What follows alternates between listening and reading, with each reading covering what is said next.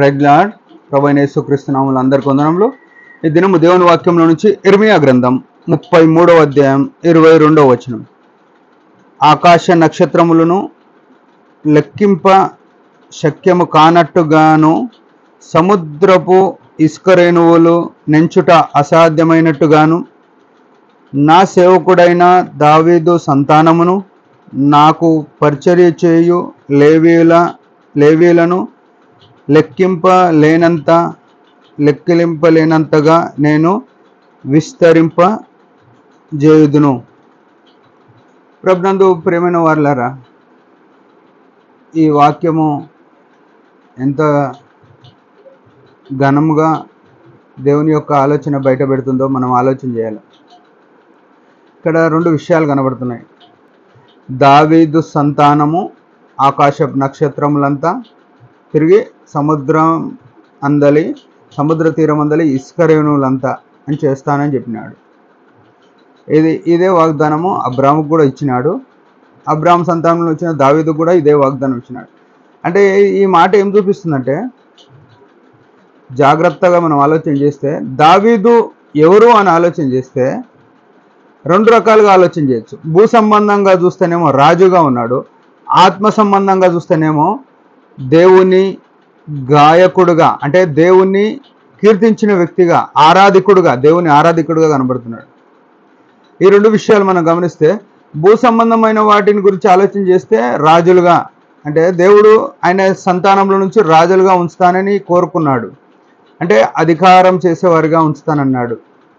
రెండో విషయము, దావీదు ఏం చేసినాడు, దేవుని నిరంతరము గానములు కీర్తనలు చేసినవాడుగా ఉన్నాడు.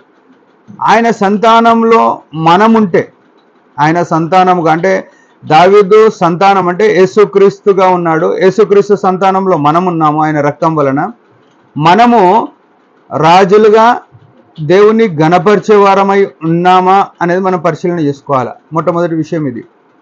రెండో విషయం ఏంది, నాకు పరిచర్య చేయు లేవీయులను లెక్కింపలేనంతగా నేను విస్తరింపజేసేదను. పరిచర్య చేయడం అంటే యాజకులు, పరిచర్య చేయవారు యాజకులు.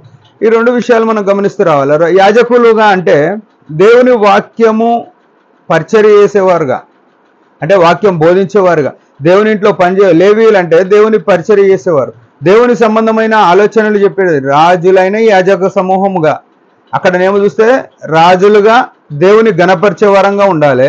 రెండవదిగా చూసుకుంటే ఇక్కడ లేవీయులుగా, అంటే దేవునికి ఇష్టమైన సంతానంగా ఉండి ఆయనకు పరిచర్య చేసే వారమై ఉండాలి.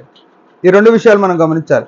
మొట్టమొదటి రాజులు ఆయనను గాయకులుగా కీర్తించే వారంగా, రెండవది లేవీయులంగా అంటే యాజకులంగా ఉండి ఆయనకు పరిచర్య చేయాలి. ఆయనకు పరిచర్య చేసే విషయంలో ఈనాడు అనేకులు లెక్కింపలేనంత కావాలని కోరుతున్నాడు. ఈనాడు చాలా మంది దేవుని వాక్యం చెప్పడానికి సిద్ధపడతలేదు. దురదృష్టకరమైన విషయము, బహు విచారకరమైన విషయం ఏంటంటే, ఎవరైనా వాక్యం చెప్పేటోళ్ళు ఉంటే వారిని సంఘ పెద్దలు ప్రోత్సహించరు, సేవకులు సైతం వారిని అనగదొక్కేస్తారు, వారిని తొక్కేస్తుంటారు. వీడు వాక్యం చెప్తే మాకు సేవ ఉండదు అనుకుంటారు, లేకుంటే వీడు వాక్యం చెప్పితే ఈ సంఘస్థులు వాక్యం వాళ్ళే చెప్పుకుంటే సేవకులకు మాకు జీవితంలో బతుకుదేరు ఉండదనే ఆలోచనకు వస్తారో ఏమో. అయితే వాక్యం చెప్తున్నామంటే ఆయన్ని ఎదగనియరు. అంటే సంఘ పెద్దలు ప్రోత్సాహం లేదు, విశ్వాసుల ప్రోత్సాహం లేదు, అటు సేవకుల ప్రోత్సాహం లేదు. దేవుని యొక్క ఆలోచన ఎట్లా నెరవేరుతుంది? దేవుని యొక్క ఆలోచన, దేవుని యొక్క చిత్తము మనం ఎరిగి ఇక్కడ రెండు విషయాలు గమనించాలి. ఆయనకు లేవీయులుగా అంటే యాజకత్వం చేయాలి, రెండోది ఆయనకు పరిచర్య చేయాలి, యాజకులుగా ఉండి పరిచర్య చేయాలి. ఈనాడు మనము దేవుని పని చేస్తామంటే, నీ బతుకు బాగలేదు, నువ్వు చేయొద్దు, నువ్వు వాక్యం చెప్పొద్దు, ఇట్లా మాట్లాడతారు. కీర్తనలు 139వ అధ్యాయం 3వ వచనంలో, యెహోవా నీవు దోషములను కనిపెట్టించిన యెడల ఎవరు నిలుస్తాడని. ఆయన ఎదుట ఎవరు పర్ఫెక్ట్ కాదు, యేసుప్రభు తప్ప. మనం పర్ఫెక్ట్ కాదు, సరి అయిదాం, వాక్యం చెప్పుకొని రాజులుగా ఉండాలి, ఆయనకు కీర్తించాలి, యాజకులుగా ఉండి లేవీయులుగా ఉండి ఆయన పరిచర్య, వాక్య పరిచర్యలో ఉండాలని దేవుని యొక్క కోరిక. ఈనాడు వాక్యం చెప్పనీయని స్థలాలు చాలా ఉన్నాయి. వీలైన ప్రతి స్థలంలో మనం వాక్యం చెప్పేవారమై ఉండాలని దేవుని యొక్క కోరిక. దేవుడి మాటలు దించును ఒక చిన్న ప్రార్థన. పరమ తండ్రి యేసు ప్రభు నామములో వందనాలు. ఈ దినం మాకు ఇచ్చిన వాక్యాన్ని బట్టి స్తోత్రములు. మేము కూడా నీ యొక్క చిత్తం ఎరిగి నీ యొక్క రాజులుగా నిన్ను గణపరిచే వారముగా యాజకులుగా నీ పరిచర్య చేసే వారంగా ఉన్నట్లు సహాయపడమని యేసు నామములో ప్రార్థిస్తున్నాం తండ్రి. ఆమేన్. మీరందరి పరిచర్య గురించి భారంగా ప్రార్థన చేయండి. Praise the lord.